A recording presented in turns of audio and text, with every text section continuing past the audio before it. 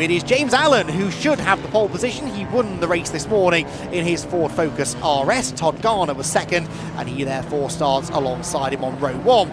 Then it's the Escort RSR of Chris Harrison with Ben Purnell's similar car alongside him on row two. Row three for Paul Neville and Tyler England in his Fiesta Mark IV. Scott Matthias in the Sapphire Cosworth, he was making some good moves mid-race. He'll start 7th alongside Darren Owen, who completes the top 8. Then Sean Brown and Tony Paxman to complete the top 10. Stephen Primmett and Piers Warwick on the 6th row together. Row 7, John Ward and Chris White. 8th row for Dave Barrett and Mike Watson. Row 9 for Michael McKenzie and James Newins. They were the last of the finishers from the race earlier on today. Then we get those that weren't running at the flag. Chris Baker in his Escort RS 1600i has the Cosworth 2-litre turbo of Callum Trump for company on the next row of the grid. Then Piers Grange and Andy Robinson, two potential race winners, I'd say there, starting well down the order. Andy Robinson hopefully has that Ford Falcon V8 supercar back up and running, whilst Lucas Dryden and Stefan Marsh should be the last of the 24 starters. Alex Howe was a non-starter in the Ford Focus Estate in race 1. Maybe they've got that car sorted for race 2. We'll have to wait and see. The Ford Focus Estate, one of the more distinctive cars out there on track. We didn't see it out on track this morning.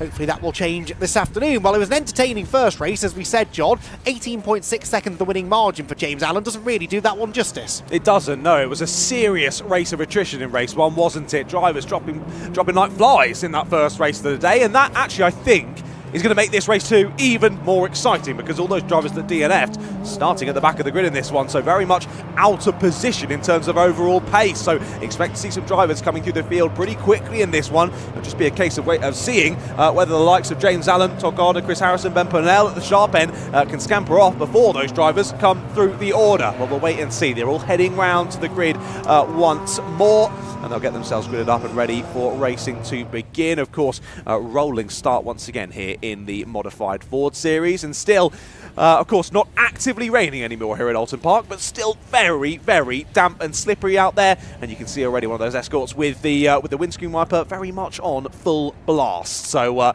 let's see. Of course, drivers will start clearing that water throughout these few races, but I have a sneaking suspicion enough precipitation has happened that I don't think they're going to clear the water fast enough here before racing finishes off at the end of the day. Yeah, I tend to agree with you. There is blue sky off in the distance. If the temperature climbs slightly, that could make a difference, but yeah, not going to be the work of a moment to dry the track. Tricky conditions these for the drivers, because it's a bit wetter than it was for qualifying, but it's a bit it's a bit drier than it was for qualifying, a bit wetter than it was for race 1. So we might have another little shuffling of the order. I would imagine the front-wheel drive cars will again have a bit of an advantage in these conditions. So the two Ford Focus on the front row, the similar cars, both RSs, I think, actually, with the 2.5-litre turbo Ford engine in them. They are both going to be, I think, the favourites early doors. And the likes of Andy Robinson, for example, in the Ford Falcon, well, that's going to be a real handful in these conditions, if indeed it's out there. I don't see the Falcon lining up on the grid. We're possibly missing a few of those that had issues earlier on today. Is Piers Grange there? Yes, Piers Grange is there. So is Lucas Dryden. Stefan Marsh's Focus is at the back. Callum Trump, I don't see the orange Escort Cosworth, so I think he's a non-starter. And Chris Baker in the 16 car, yes, I think he's there. So we're missing possibly a couple from the back. Sadly, one of those being Andy Robinson, who perhaps just didn't fancy the conditions in that 7-litre V8 powered Ford Falcon. Fair enough. Yeah, not going to argue enough. That. Yeah, fair enough. A lot of power to be put down on a very slippery Oulton Park circuit. Well, drivers head off from their grid slots then, and they'll head on round for their green flag lap, and what will effectively be a second sighting lap as well. One, to get a bit of heat in the tyres, and two, just to try and spot where those properly damp patches are, so you know, once you go racing, to steer well clear of there. But yeah, shame that we've not quite got the full grid that we had from race number 1. There's still a good number of cars out there ready for yet again another 15-minute sprint race here for the modified Ford series. And to just repeat what we said in race number 1, so awesome to see so many different styles of cars here, not only racing out on circuit, but racing over the same bits of tarmac as well. It's not as though they open up gaps massively. We saw lots of different cars, which looks like they shouldn't be batting together very well. It was very exciting. Yeah, there was a really entertaining battle for third, wasn't wasn't it, between some of the escorts, Chris Harris and Ben Purnell and Paul Neville, who all won their respective classes. They were within a second at the flag. It was a red flag shortened race though, wasn't it, that first one earlier on this morning. So hopefully this time we get the full 15 minutes of the advertised time without any need for an early climax. But hopefully this time I'll know who I'm interviewing. That would be good, wouldn't it? Yeah, that did rather confuse matters. And the good news is they all head straight to Parc Fermé, so you can sort of pick and choose, really. As long as they don't drive on. As long as they don't drive past you, yes, which I'm sure the message has got through to the drivers that is not what they are supposed to be doing. It was the MGs, wasn't it, who were a little bit antisocial earlier on this morning. Modified Ford paddock, though, anything but. It's a very sociable group of drivers, this. Most of them are drivers slash mechanics slash truckies. They do everything themselves with maybe a couple of friends and family members here to help them, but this is not the kind of racing where it's a big team that rocks up with a big truck full of spare parts and umpteen pit crew members that can work on your car. Most of these cars are owned and prepared by the people who are currently sitting in them, and it is proper club racing. Affordable club racing as well, but a great way to get some cars out on track that you don't often see and give them all a place to race. Cars that may well be eligible to race in other championships around the UK, but drivers keep on coming back time and time again to race them in Modified Ford, and a large part of that is the very friendly atmosphere across the paddock. Indeed, and to parrot what Team Viking Ursus Capital was saying earlier about, of course, they've gone to race in Europe, but they missed the camaraderie of a British paddock. And that is just the case, isn't it? As British people, we want to come together, we want to get everyone involved, and particularly when you really care about the series or the championship that you're racing for, you want everyone to get involved, you want everyone to have a good time, and you want as many people as possible out on that track to race against, which is great to see the camaraderie amongst all the paddocks in and amongst BRSCC. But of course, once you're out on the black stuff, that's all off. It's all focused forward and see who can get to the sharp end by the checkered flag. Of course, pole position for the 77 of James Allen. He's in that hot seat, but how quickly can he scamper off at the front? Let's wait and see. Yeah, well, 18.6 seconds was his winning margin in race one. Of course, his real challenge came from Piers Grange and Andy Robinson before their untimely ends to the race. So, actually, looking at the drivers at the front of the grid, he will be feeling that he should have the pace advantage over them. James Allen, who again has been a long-time driver in the Modified Ford series, always, I think, at the wheel of this Ford Focus RS, which has had a few different liveries on it over the years, but I think it is the same car he's often pedalled in Modified Ford series racing. And he will be looking for, hopefully, he hopes anyway, an equally dominant victory. But in these slightly wetter conditions, you never do know. The slightest mistake could open the door for the likes of Todd Garner to come through and challenge. Todd, remember, was starting on the second row for race one, was sideways at turn one as he battled away with James Allen, so felt at least then that he had an answer for the eventual winner. What's going to happen in race number 2? The Hyundai safety car pulls into the pit lane. Modified Ford Series race number 2 is about to get underway. The red lights go out. We're away in racing at Oulton Park, and James Allen and Todd Garner do battle into Old Hall Corner. Garner on the outside line, but it is Allen who's later on the brakes and scythes through into the race lead. Paul Neville's up to 4th. Look at the expense of Ben Purnell as they round Old Hall Corner for the first time and head down the avenue. I thought there was going to be a challenge for the lead there from Garner, but James Allen has him at arm's length and will now aim to try and pull away as he did in race 1. Indeed, yeah, impressive stuff then from Neville to get the place done, and now actually looking for 3rd place, isn't he? On Harrison, the number 35, right in the wheel tracks as they head down towards Ireland for the first time. And it was, of course, Harrison and Purnell that were battling really well in race number 1, and of course it was challenging for us because they look very similar, but again, they're very close to each other on circuit, but now split by another driver. Neville looking for it down into Shellos, but not able to get it done. Move round the outside attempt from a driver I think we were expecting to be coming through the order, weren't we? Already making up a number of places. Yeah, Scott Matthias there. Did he get that move made? I think he did at the expense of Tyler England. That is up into 6th position, yes, ahead of the Fiesta driver. So Scott Matthias and the Sapphire Cosworth there making a good move and immediately tagging on to the first of the escorts ahead of him. Ben Purnell, I believe that is the 31 car. Yes, it is, as they drop down into his logs. Matthias looked quick, but just lost a bit of ground at the very start of race 1. Purnell loses it in front of him and bang into the barriers, and Purnell just looping it there in the greasy conditions. A powerful rear-wheel drive car, no traction control, no driver assists, and that's what can happen. Yeah, classic. It went one way, he tried to save it, and it went the other, didn't it? Spat him straight off towards the wall. Luckily, only a little kiss of the barriers there. It looked as though it might have bent the rear wing ever so slightly, but other than that, car seemingly all okay. Hopefully, he can get himself off of the green stuff there, as of course it's going to be very slippery out there. Hopefully, he can work his way back onto the track and get back underway, but he will have lost quite the substantial bit of time. A shame. A driver we were expecting to be battling right in with this leading squabble, sadly, has fallen away in that one. Here's a little replay of the incident. See there, spits one way, then the other, can't quite catch it, and off straight to the scene of the accident. Textbook tank slapper, that wasn't it? He thought he had it corrected, but the weight transferred over to the left-hand side of the car, and as that gripped up, around it went.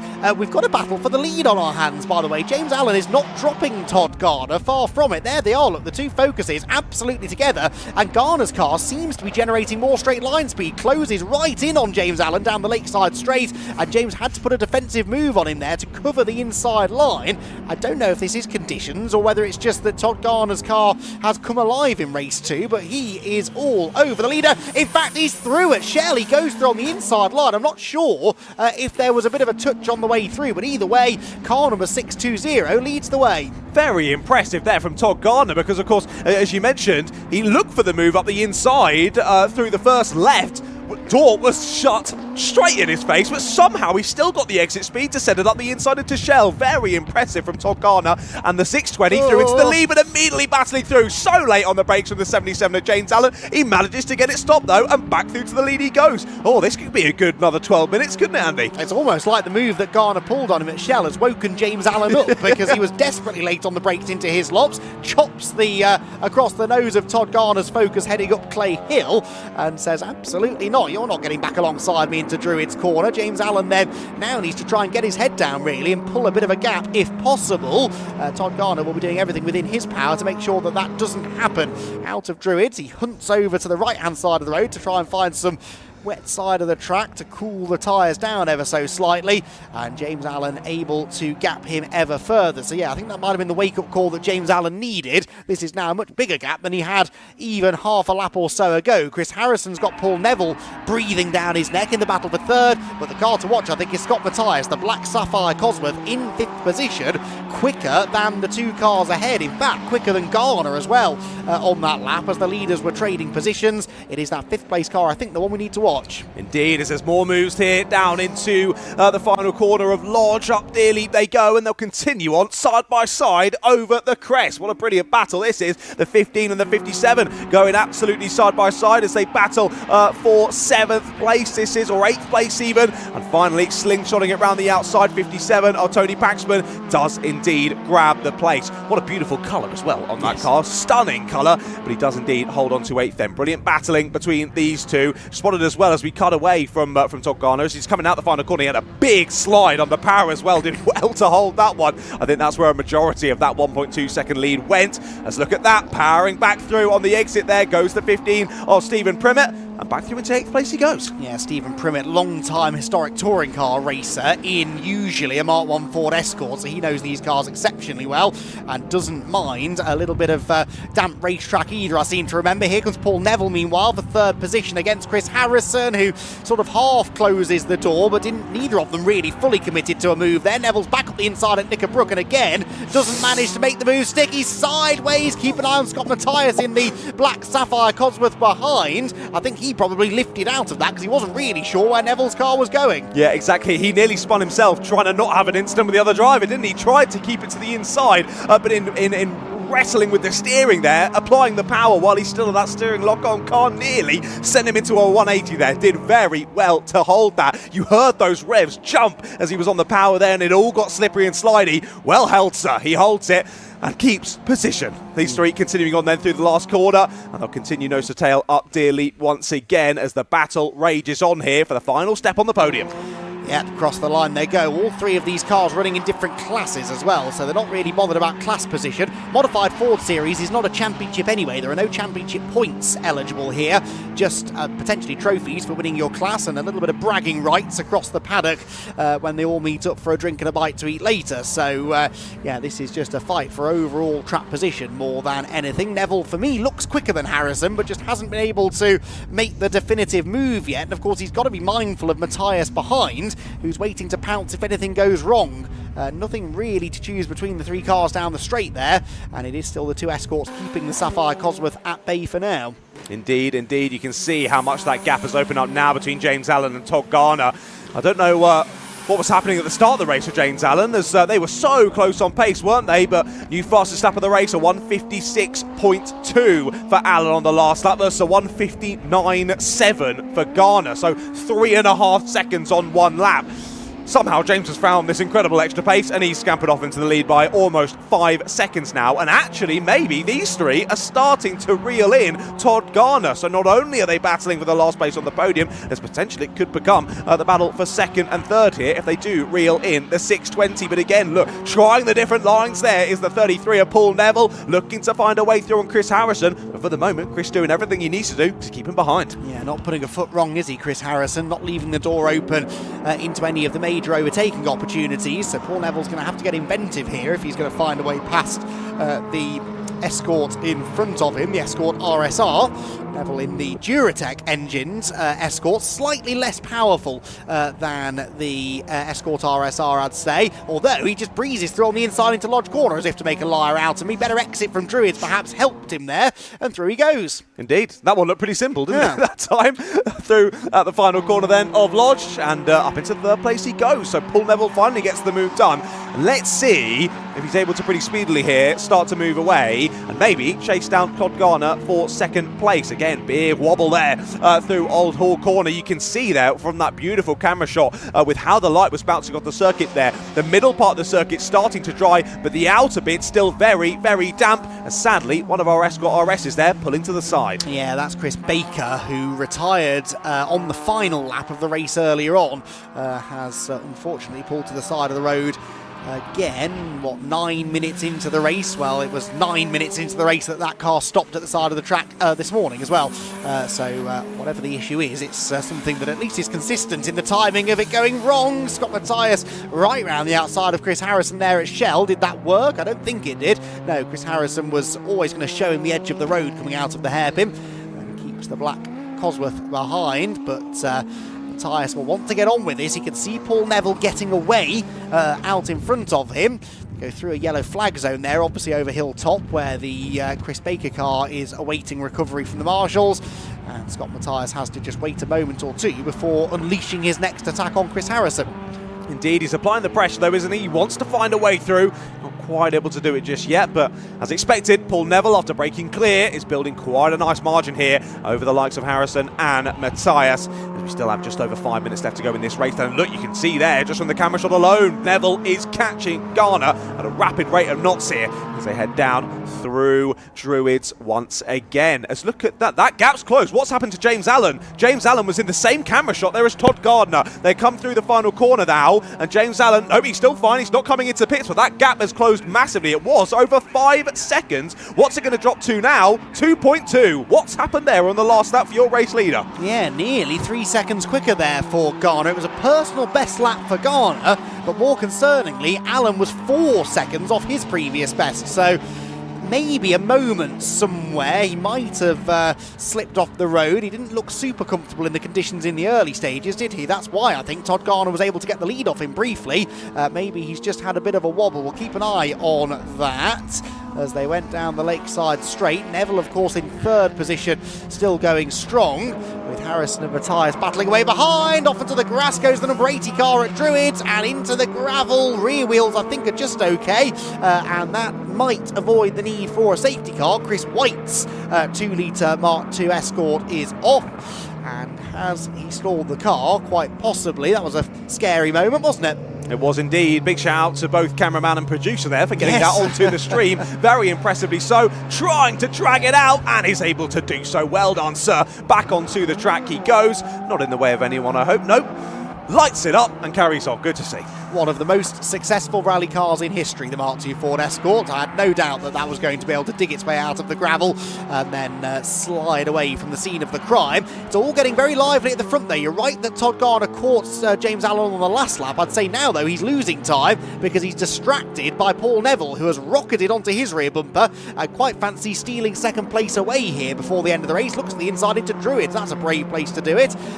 Just ask our spinner from a lap or so ago, Chris White, how challenging that corner can be. And indeed, Neville decides better of that, but definitely looks the quicker of these two. And if he could get past Garner, might he even have the pace to go after James Allen? He might just do, yeah. I mean, that's... Hopefully, he'll be hoping if James Allen can make another mistake. Here's a replay of that incident. I think just getting on the wide, wet line there, trying to hang it round the outside, losing the rear. Round he goes, and honestly, got quite lucky there with how the tyres dug into the gravel that he didn't go over. Got lucky, got it back out, and the racing continues on, especially here in this battle for second place. Neville still piling on the pressure here to Garner, thinking about it as they head down through to Cascades. Not able to get the door open just yet then, but with only just over 2.5 minutes to go here, as I mentioned, I think the only chance of catching James Allen is if he makes another decently sized mistake here. And for the moment, Garner and Neville absolutely locking horns with only a couple of minutes to go, and the top three now within 3 seconds. Compare that to race number 1, eh? Yeah, absolutely. Weirdly, considering most of the main challengers to James Allen in the previous race didn't even take the start of this one. Piers Grange is not out there either by the looks of it. So, yeah, we expected this to be a bit of a walkover, in all honesty. It has been anything but. Paul Neville here just struggling to find a way past Todd Garner. The problem Paul's got is that that Focus is definitely quicker in a straight line, and I think it's a bit better on the brakes as well. More modern brakes on the Focus than the Escort.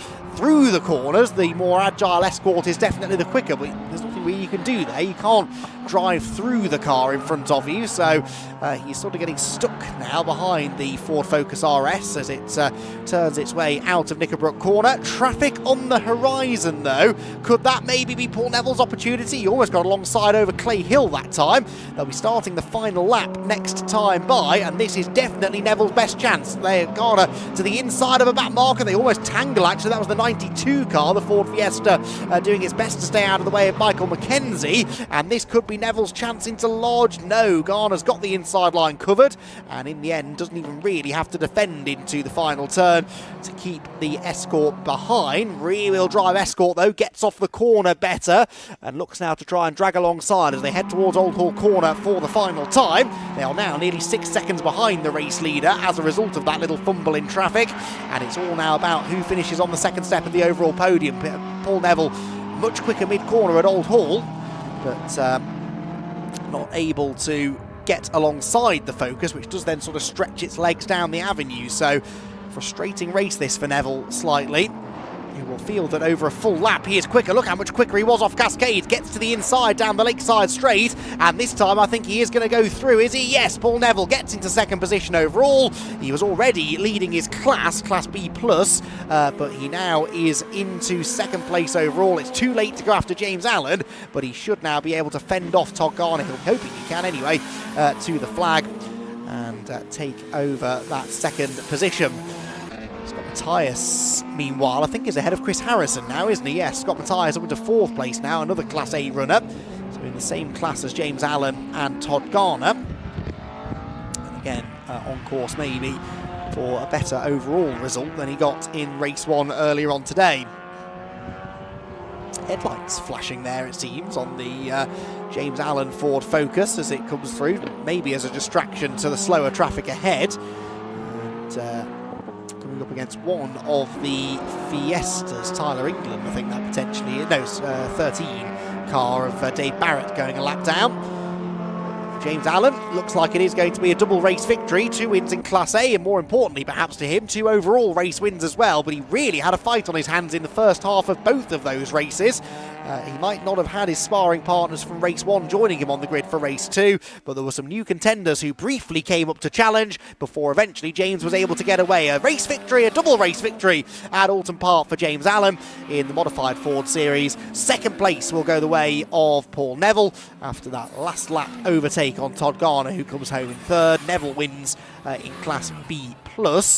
Scott Matthias, and Chris Harrison next. Darren Owen comes home in 6th. And Tyler England was 7th. Is he still 7th in the number 54 car? Hasn't got here yet. Tyler was leading in Class B by about 42 seconds over the 115 car of John Ward. There goes Tyler England through to claim the victory in Class B. So, modified Fords then complete their second race of the day. James Allen completes a double race victory with Paul Neville and Todd Garner 2nd and 3rd respectively. Neville the winner in Class B+. Scott Matthias was 4th. Chris Harrison in 5th position wins in Class SA with Darren Owen the SB winner in the number 8 car. Tyler England's Ford Fiesta comes out on top in Class B, 7th overall ahead of John Ward and Sean Brown. Piers Warwick completes the top 10. Then it was Tony Paxman with Stephen Marsh and Chris White next in line. Lucas Dryden was 14th place overall and 5th position in Class B. We then had in 15th position Dave Barrett, Mike Watson 16th, Michael McKenzie 17th, James Newins 18th, Stephen Primmett 19th, Chris Baker was a non-finisher. In fact, so was Primmett in the end. Primmett retiring at the side of the road. So did Baker, as we saw at Hilltop. And to the pit lane retired the number 31 machine of Ben Purnell after that spin. So he had the spin on lap 1 down at the Hislop chicane, did a bit of damage to the car, and unfortunately had to pull over into the pit lane to retire. No such problems though for James Allen, who manages to pick up the race victory, and a convincing one in the end, despite coming under that threat in the early conditions.